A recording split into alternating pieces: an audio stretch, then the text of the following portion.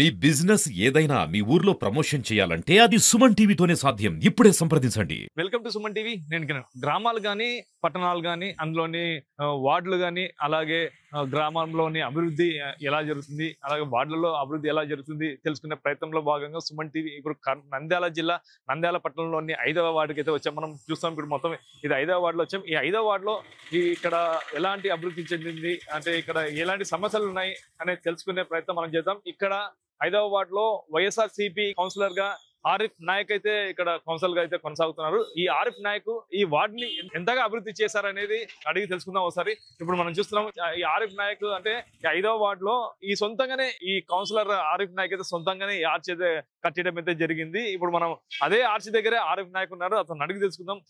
ఈ ఆర్చ్ సొంతంగా అతను ఎందుకు కట్టాడు, ఈ వార్డుకి అతను సేవలు ఏమేమి చేశారు అనేది అడిగి తెలుసుకుందాం. నమస్తేనా ఆరిఫ్ నాయక్ గారు? అంటే ఆరిఫ్ నాయక్ అంటే మీరు ఒక ముస్లిం, నాయక్ అనే పేరు ఎలా వచ్చింది?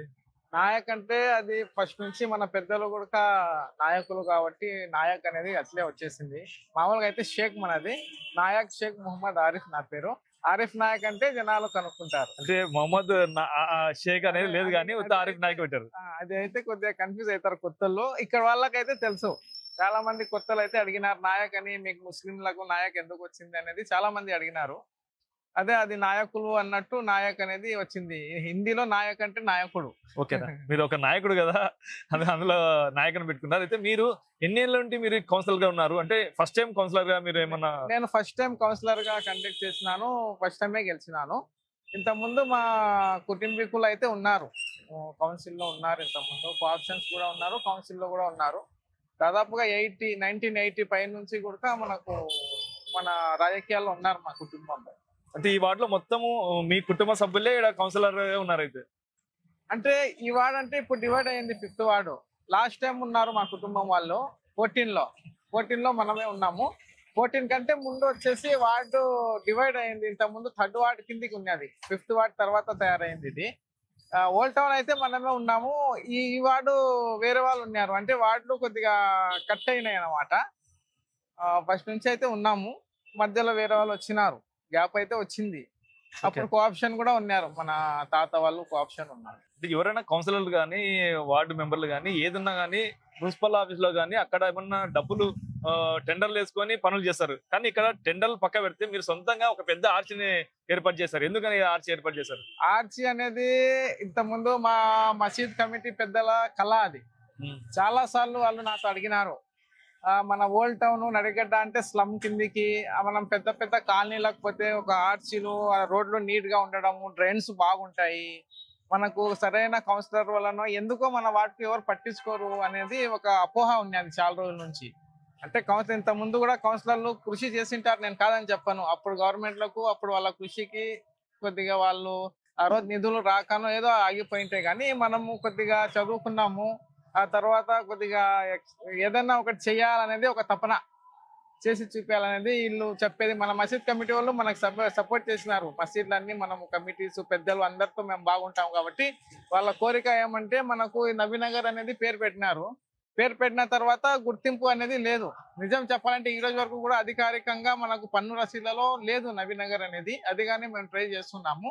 ఒక ఏరియాకు ఒక బోర్డు కావాలని వాళ్ళు ఒక చిన్న బోర్డు అరేంజ్ చేసుకున్నారు. అది ఉండడం లేదు, చిన్నది, అది ఏమంత పెద్దగా అనిపించలేదు. నేనేం చెప్పినా అంటే ఆర్చి వేయమని ఒక పెద్ద ఆయన, ఈ నబీనగర్ లేఅవుట్ అప్పట్లో వేసిన పెద్ద ఆయన, బ్యాంక్ ఎంప్లాయీ ఆయన మొహమ్మద్ గౌస్ అనేసి, ఇప్పుడు 70 above years ఆయన పెద్ద ఆయనకు నేను ఒకసారి డిస్కస్ చేస్తే ఒక ఆర్చి చేద్దాం పెద్ద ఆయన అంటే, మంచి మాట, నేను ఎట్లా చెప్పాలో చెప్పలేకుంటున్నాను, ఏదైనా ఒకటి చేయాలా అని చెప్పేస్తే అప్పుడప్పుడు మనము రోడ్ వేసేటప్పుడు వేద్దాంలేండి, రోడ్ కానీ శాంక్షన్ చేస్తున్నామంటే ఎప్పుడు పడతాయి ఈ రోడ్డు, 20 ఏళ్ళ 30 ఏళ్ళ నుంచి అడుగుతుంటే రోడ్డు ఎవరు వేయడం లేదు, పెద్ద రోడ్ ఇది, పెద్ద ఖర్చు అంటే ఏం పర్వాలేదు అని చెప్పేసి మా ఎమ్మెల్యే అప్పుడు రవిచంద్ర కిషోర్ రెడ్డి గారితో మాట్లాడి, ఆ తర్వాత మన చైర్పర్సన్ గారు మామూలు నిసాతో మాట్లాడి అంతా డిస్కస్ చేసి వాళ్ళకి విజిట్ చేపించి చూపించాం, అంతా తిరిగి వార్డు మొత్తం తిప్పి శాంక్షన్ చేపించి ఇది 15 ఫైనాన్స్ లో వచ్చేసి ఈ రోడ్ చేసినాము. డ్రైన్స్ అయితే చాలా సమస్య ఉన్నాయి. దాని గురించి మళ్ళీ మాట్లాడదాం, ఈ రోడ్ల గురించి. ఈ ఆర్చి మొత్తం ఎంత ఖర్చు వచ్చింది చేయడానికి? ఈ ఆర్చికి వచ్చేసి 2,20,000 వరకు. 20 అంత కాస్ట్ ఏంది? ఏముంది దీంట్లో ప్రత్యేకత? ఏది అంత ఖర్చు ఎందుకు అయింది? అంత ఖర్చు అంటే స్టాండర్డ్ గా ఉండాలని చెప్పేసి లోపల నుంచి తీసుకొచ్చాము, హెవీ ఐరన్ వాడినాము. ఆ తర్వాత ఈవెన్ అవి లెటర్స్ కూడా మనం కొద్దిగా కాస్ట్లీగా వేయించాం. అంటే చాలా మంది ఆర్చ్ అంటే సిమెంట్ తో ఒక స్ట్రక్చర్ పెడతారు, మీరు ఐరన్ తో పెట్టారు. సిమెంట్ తో ఆర్చి పెడితే కొన్ని రోజులకు క్రాక్స్ వస్తున్నాయి. అది ఏదో నాకు అయితే ఇదే నచ్చింది. ఇంత ముందు చూసింటి అక్కడక్కడ చూసి ఇది బాగుంది. స్టీల్ ది కానీ ప్రపోజల్ వచ్చింది, చేసినాము. అది కూడా కొద్దిగా చూస్తే స్టీల్ ది వీక్ ఉంటుంది. పొరపాటున వీక్ ఉంటే రేపు ఏదైనా చేస్తే గట్టిగా చేయాలా అని చెప్పేసి స్టాండర్డ్ వేసాం. అంటే ఇది చూస్తున్నాం మనం, ఈ గ్రానైట్ పెట్టారు. ఈ గ్రానైట్ కూడా ఎంత పడుతుంది కాస్ట్? ఈ గ్రానైట్ వచ్చేసి 250 రూపీస్ ఫీట్ పడుతుంది. ఓకే ఓకే అండి. ఇప్పుడైతే మీ వార్డ్ లో 5వ వార్డ్ లో మీరు ఇంతవరకు ఎంత అభివృద్ధి చేశారు, ఏం నిధులు తెప్పించుకున్నారు? ఈ వార్డ్ లో వచ్చేసి 1,20,00,000 వరకు మనం కంప్లీట్ చేసినాము వరకు. ఇంకో ₹1,00,00,000 వరకు అయితే టెండర్లకు వచ్చింది, కానీ ఇప్పుడు ఎలక్షన్ కోడ్ వలన ఆగిపోయింది. ఆ తర్వాత ఈ కూటమి ప్రభుత్వం వచ్చినాక ఏ వర్క్ జరగకుండా అట్లే ఆగిపోయింది. ఎక్కడ కూడా వర్కులు ఇంకా స్టార్ట్ కాలేదు. చూద్దాం, ఇంకా మనది 1 ఇయర్ అబౌవ్ ఉంది టైం. మీ వార్డ్ మొత్తం రోడ్లు ఎంత వరకు వేసారు చూపింది. ఈ రోడ్ ఇక్కడ చిన్న సందులు కూడా ఇట్లా ఇటు పెద్ద రోడ్, ఈ మెయిన్ రోడ్ అంటే మొత్తం ఇది 5వ వార్డ్ ఇంటి స్టార్ట్ అవుతుంది కదా? నుంచి స్టార్ట్, ఆర్ట్స్ కార్డ్ నుంచి స్టార్ట్ అవుతుంది. అంటే మీరు ఉన్నప్పుడు ఈ రోడ్ ఉండిందే? ఈ రోడ్ ఉండింది, కానీ అంతా గుంతలు. అంటే ఈ సీసీ రోడ్ అయితే మీరు వచ్చినప్పుడు వేయించినాం, లాస్ట్ ఇయర్ డిసెంబర్ లో వేయించినాం. ఇది అంటే మీ అంత ముందు కూడా మీరు మీ బంధువులు గానీ వాళ్ళే ఉన్నారు కౌన్సిలర్ లా, వాళ్ళు ఎప్పుడు కూడా వేయలేదా? వాళ్ళు ట్రై చేసినారు, వాళ్ళు కూడా కొద్దిగా చేసినారు. కొన్ని రోడ్లు అయితే చేసినారు, కానీ ఒక వార్డుకి ఇంత పెద్ద మొత్తంలో నిధులు అనేది శాంక్షన్ ఎప్పుడు కాలేదు. ఎప్పుడైనా ఎస్సీ ఫండ్, ఎస్సీ/ఎస్టీ ఫండ్స్ అవి వచ్చినాయి 90 లక్షలు అట్లా, కొన్ని ఎస్సీ వార్డులకు వచ్చినాయి. కానీ జనరల్ వార్డులకు కానీ ఇట్లా మన ఓల్డ్ టౌన్ కానీ ఒక్క వార్డుకు వచ్చేసి ₹1,00,00,000 అనేది ఏ రోజు లేదు చరిత్రలో. మనమే తెచ్చినాము, మా నాయకులు మాకు సహకరించినారు, మనం తెచ్చినాము. అంటే మీకు మొత్తం మీద ఎన్ని కోట్లు మీకు శాంక్షన్ ఇది వార్డుకి? ₹2,50,00,000 వరకు శాంక్షన్ చేసినాం. ₹2,50,00,000 ₹1,50,00,000 వరకు జరిగిపోయింది. ఇంకా ₹1,00,00,000 ఎందుకు పెండింగ్ ఉందంటారు? అంటే చేసుకుంటూ వస్తున్నాము, ఎలక్షన్స్ వచ్చినాయి కదా, ఎలక్షన్ కోడ్ వలన ఆగింది. ఓకే. ఆ తర్వాత ఇప్పుడు ఎలక్షన్ అయిపోయినాయి, మళ్ళీ ₹1,00,00,000 విడుదల చేయించుకోవచ్చు కదా? ఇప్పుడు విడుదల చేయడానికి జనరల్ ఫండ్ లేదు. అవి మొత్తం ఇప్పుడు ఆగిపోయిన వర్క్ అంతా జనరల్ ఫండ్. ఓకే. మనం చేసిన దాంట్లో వచ్చేసి ఏం ఫండ్ చేసినామంటే, మనము గడప గడప నిధి వచ్చేసి 20 లక్షలు మనము యూజ్ చేసుకున్నాము. ఆ తర్వాత 95 lakhs 15 ఫైనాన్స్ తీసుకొచ్చాము మనం. ఓకే. అదే మనకు పెద్ద బెనిఫిట్.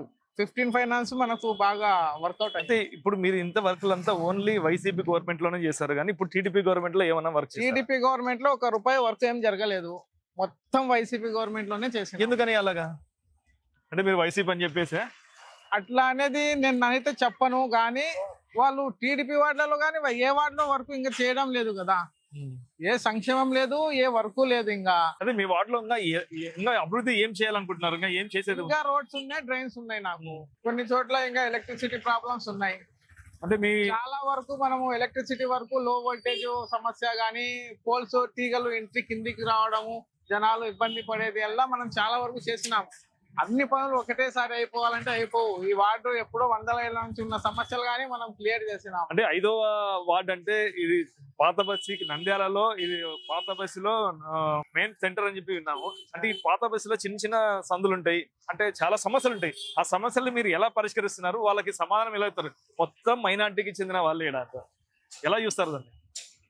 మామూలుగా అయితే ఏ సమస్య వచ్చినా గానీ మనము ఈ వార్డులోనే ఉంటున్నాం కాబట్టి తెల్లవారినప్పుడు ఇప్పుడు వాళ్ళ సమస్య నాకు తెలుసు. నేను ఇక్కడనే ఉంటున్నా కాబట్టి ఆ సమస్య అనేది నాకు తెలుసు. దీన్ని ఎలా బేస్ చేసుకున్నానంటే, ఫస్ట్ ఒక చిన్న వర్షం పడితే ఈ రోడ్ ఇప్పుడు నడుస్తున్న రోడ్ మొత్తం వచ్చేసి నీళ్లు. మసీద్ పోవాలన్నా, పిల్లలు స్కూల్ పోవాలన్నా మోకాల్లో నీళ్ళలో వెళ్ళాలా. ఎందుకు వస్తున్నాయి నీళ్లు అనేది మొత్తం నేను ప్లాన్ వేసుకున్నాను. ప్లాన్ వేసుకొని దీన్ని నీళ్ళ మట్టం చేసుకొని ఎక్కడి నుంచి నీళ్లు అని చెప్పేసి అక్కడ కొన్ని నీళ్లు కట్ చేసేసినాను అక్కడ. ఆ తర్వాత ఈ డ్రైన్ మొత్తం నీళ్లు వచ్చేస్తుంటే అక్కడ కల్వర్ట్లు కొన్ని కిందికి ఉండి ఏమైనా చెత్త అడ్డం పడిపోతున్నాయి. కల్వర్ట్ అన్ని లేపేసినాం పైకి. ఓకే. అప్పు చేసేసి వాటర్ ఎక్కడ నిలబడకుండా కల్వర్ట్లు రోడ్ పైకి లేపి మొత్తం రోడ్ చేసేసి సిల్ట్ తీసేసినాము మొత్తం. First thing. ఆ తర్వాత కొద్ది గొప్ప తగ్గిపోయినాయి నీళ్లు. ఆ తర్వాత ఈ రోడ్ 1.5 వరకు లేపినాం పైకి. ఓకే. కింద ఉండేది పైకి లేపి హెవీ రోడ్ వేసినాం. ఇది మందం రోడ్ వేసేటాకల్లా ఇప్పుడు ఒక చుక్క నీళ్లు లేకుండా హ్యాపీగా ఈ వార్డు ఎవరు వచ్చినా గానీ నీట్ గా ఉంది. లేకుంటే ఒకవేళ ఎవరు వచ్చినా, మీరు వచ్చినా ఏంది రోడ్ ఇట్లుంది అని అడిగేటోళ్ళే. అట్లా ఉన్నది రోడ్ ఇది. ఎందుకంటే 30 ఏళ్ల నుంచి ఈ రోడ్ ఎవరు పట్టించుకోలేదు. మనం వచ్చినాకనే ఆ రోడ్ చూసినాము. ఆ తర్వాత పైప్ లైన్స్ కూడా చాలా పోయినాయి దీని లోపల. ఇంకో సమస్య ఏమంటే, మనకు ఒక 15 ఫైనాన్స్ లోనే 25 lakhs ఒక ఇంటర్ కనెక్షన్ పైప్ లైన్ నీటి ప్రాబ్లం ఉన్నది మనకు ఉంటే 15 ఫైనాన్స్ 25 లక్షలతో మళ్ళీ ఒక పైప్ లైన్ తీసుకొచ్చి ఇంటర్ కనెక్షన్ కలిపినాం డైరెక్ట్. దాని వలన మా వార్డే కాకుండా 2వ వార్డు 3వ వార్డు 4వ వార్డు ఈ 6వ వార్డు కూడా ఒక 4-5 వార్డులు కూడా మనం చేసిన పని కూడా మొత్తం మా వార్డు నేను చేసినా గానీ ఒక 2-3 వార్డులకు కానీ ఉపయోగం పడేలా ఉంది. ఇది ఈ రోడ్డు కూడా ఇప్పుడు ఇది 3వ వార్డు తగులుతుంది. ఆ వార్డు వాళ్ళు కూడా నడుస్తున్నారు. ఇట్లా వెళ్ళిపోతే 2వ వార్డు వస్తుంది. ఈ వార్డులు 2-3 వార్డులు కలిసి కూడా ఈ మెయిన్ రోడ్డు నడుస్తున్నారు కాబట్టి నాకు కూడా చాలా హ్యాపీగా ఉంది. మనం తిప్పబడినందుకు అన్ని వార్డులు పక్క కౌన్సిలర్ కూడా సహకరించారు. వాళ్ళకు కూడా తీసుకున్నాము, వాళ్ళ సాయం కూడా తీసుకున్నాము, అందరు కలిసి చేసుకున్నాం. చాలా వార్డులు కూడా 1.5 వరకు పనులు జరిగామైతే నాకు తెలిసి నంద్యాల పట్టణంలో అయితే జరిగి ఉండదు, ఏదో 1-2 ఉండదు. అదే 1.5 వర్క్స్ చేశారు. దీంట్లో కాంట్రాక్టర్లు ఎవరు, ఆ కాంట్రాక్టర్లు మీకు ఎంత కమిషన్ ఇచ్చారు? కమిషన్ అనేది జగనన్న ప్రభుత్వంలో లేదు. ఎట్లా చెప్తారండి? కాంట్రాక్టర్లతో రావాలంటే కమిషన్ లేదే అడుగు పెట్టలేరు, కమిషన్ లేదే కౌన్సిలర్లు పని చేయనియరు. ఒకగానొక అప్పుడు అయితే నేను కరోనా అయిపోయిన తర్వాత గ్యాప్ వచ్చినప్పుడు నేను సవాల్ చేశా ఎవరికి కాంట్రాక్టర్లకు 10% నేను నా సొంత డబ్బులు ఇస్తాను, మీరు పని చేయండి అని.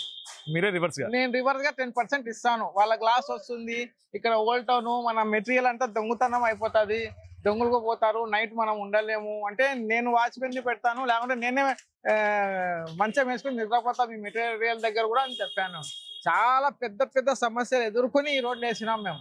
ఆ తర్వాత కాంట్రాక్టర్లో కొంత డబ్బులు కూడా మనం కూడా వెచ్చిచ్చి వాళ్ళకి ఇబ్బంది లేకుండా చేసి ఇంకా మాకు బిల్లులు కూడా రావాలా, సొంత డబ్బులు కూడా దీనిలో పెట్టినాం మేము. అంటే మీరే 10% కాంట్రాక్ట్ లాగా రివర్స్ చేస్తారంటే అంటే మీరు ఎన్ని కోట్ల ఆసాములు మీరు? అంటే మీరు ఇంత ఏం చేస్తారు? అంటే మీరు కౌన్సిలర్ కాకుండా మీరు ఇంకా ఏం చేస్తారు? నేను రైతును, ఒక 150 ఎకరాలు నేను పొలం చేసుకుంటాను, 2 ట్రాక్టర్లు ఉన్నాయి. అంటే 150 ఎకరాలు మీదే సొంతమా పొలం? సొంతం చేను ఒక 40 ఎకరాల దాకా ఉంది. మా బంధువులు సొంతమే, మా బామర్దిది ఒక 50 ఎకరాలు ఉంది, మా ఎమ్మెల్సీ గారిది ఒక 40 ఎకరాలు ఉంది. అంతా మన వాళ్ళదే నేను వేసుకుంటాను. నేను రైతును, నేను పొలంలో ఇప్పుడు కూడా పని చేయమన్నా నేను పొలం పని కూడా చేస్తాను. రైతు కౌన్సిలర్ అయినారంటారా? అంతే.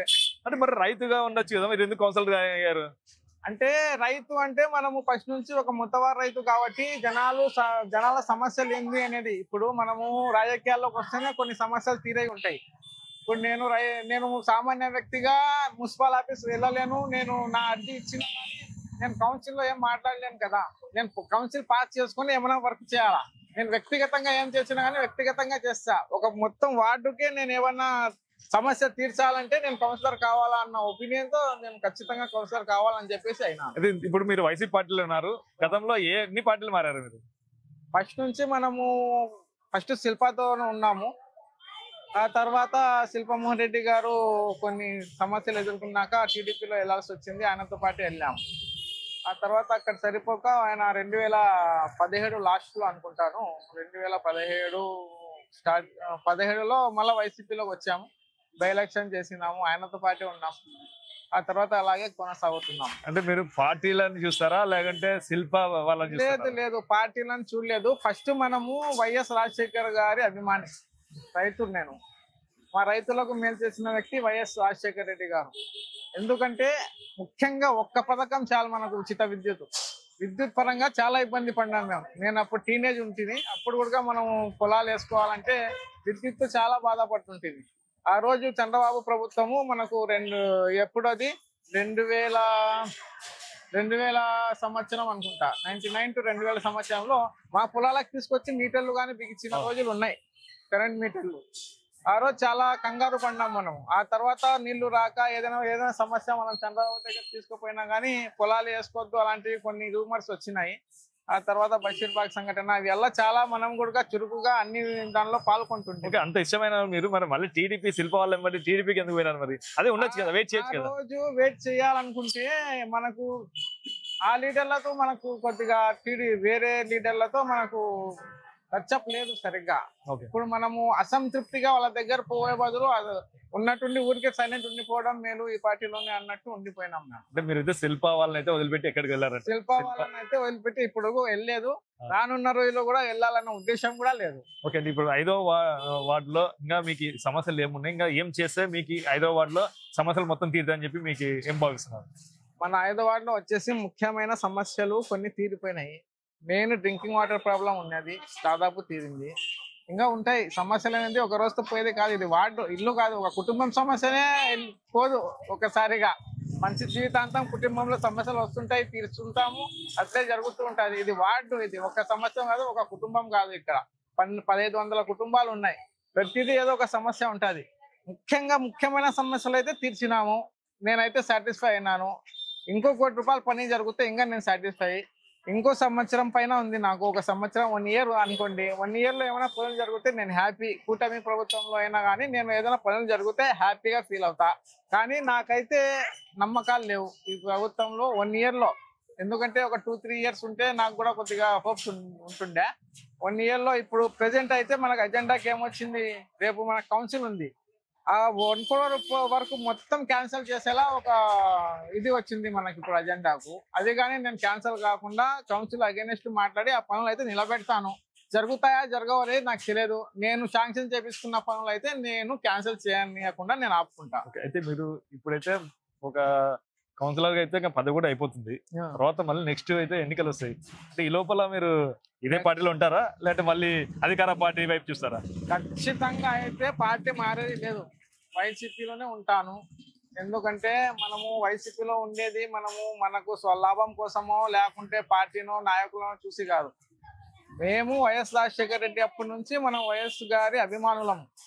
వైఎస్ గారు మేలు చేసినారా లేదా కాస్త ఒకసారి చదువుకున్నాం కాబట్టి ఎవరు మేలు చేసినారో ఎవరు కీడు చేసినారు అనేది మాకు అర్థమైంది కాబట్టి కాస్త కూస్త తెలుసుకున్నాం కాబట్టి ఈ పార్టీలోనే మనకు రైతులకు కానీ పేదలకు కానీ మేలైన పార్టీ ఏదంటే వైఎస్ఆర్సీపీ పార్టీ అనేది మనం ఒక స్టాండింగ్ వచ్చాం కాబట్టి వైఎస్ఆర్సీపీ పార్టీని వీడేది లేదు, శిల్పమోహన్ రెడ్డి కుటుంబాన్ని వీడేది లేదు. అంటే కౌన్సిల్ లో రేపు ఏమన్నా సమావేశంలో చైర్మన్ దించాలని చెప్పి అవిశ్వాసం పెడితే మీరు ఎవరి వైపు ముప్పి చెప్తారు? అంటే ఇప్పుడు కూడా ఇదే స్టాండ్ శిల్ప వాళ్ళకి ఉంటారా? ఏమన్నా మీకేమన్నా అంటే మీకు ఇంతవరకు ఇన్ని ఏళ్ళు కూడా మీ కుటుంబం మొత్తం కౌన్సిలర్ గా చేస్తారు, ఏ ఒక్కరు కూడా చైర్మన్ గానీ వైస్ చైర్మన్ గానీ రాలేదు. ఇప్పుడు ఏమన్నా వాళ్ళు మీ మీద ఆశ చూపించి మా పార్టీలోకి రండి అని చెప్తే మీరు వెళ్తారా? మాకు పెద్ద పదవులు చేయాలనేది ఆశ లేదు. ఉన్న పార్టీలో ఉంటే యాదవ్ ప్రాబ్లం ఉంటే ఈ పార్టీలోనే రావాలా కానీ పార్టీల కోసం మారేది అయితే లేదు. అందులో మనకు ఈ టీడీపీ కూటమి కానీ మనకు ఏదో ఆశ చూపిస్తే అది నెరవేర్చాలన్న నమ్మకం కూడా లేదు. ఉన్నమాట ఏమి వాళ్ళు ఈరోజు ఇస్తామని చెప్పినా రేపు ఇవ్వకున్నా కానీ దాంట్లో ఏం పెద్ద ఆశ్చర్యం లేదు. జగనన్న అయితేనే మనకు నమ్మకం. మాట తప్పడు మడమ తిప్పడు అనేది మనకు నమ్మకం. ఓకే, మీరు కూడా మాట తప్పరు మెడమ తిప్పరు అయితే. ఓకే అండి, మరి థ్యాంక్ యూ. ఇదండి 5వ వార్డు ఆరిఫ్ నాయక్ గారు చెప్తున్నారు. ఇది నేను ఏదన్నా కానీ ఈ వార్డుకి చేసింది చాలా ఉన్నా కూడా ఇంకా చేయాల్సింది చాలా ఉంది. ఈ ప్రభుత్వంలో కూటమి ప్రభుత్వంలో నాకు సహకరించి ఫండ్స్ రిలీజ్ చేసే ఇంకా చేసి అభివృద్ధి చేసి నిరూపిస్తానంటున్నారు. అయితే ఎటువంటి పరిస్థితుల్లో నేను శిల్ప అనుచరునే, శిల్ప వాళ్ళని వదిలిపెట్టి ఎక్కడికి వెళ్ళను, నేను వైఎస్ రాజశేఖర రెడ్డి గారి అభిమాని అని చెప్పేసి ఓ రైతు అయితే చెప్తున్నారు. రైతు ఎవరో కాదు, అదే ఆరిఫ్ నాయక్ గారు. ఇది ఇవాళ ఇంటర్వ్యూ. మరో ఇంటర్వ్యూలో మళ్ళీ కలుస్తాం. కెమెరా పర్సన్ నాగబాబుతో కిరణ్, సుమన్ టీవీ, నంద్యాల.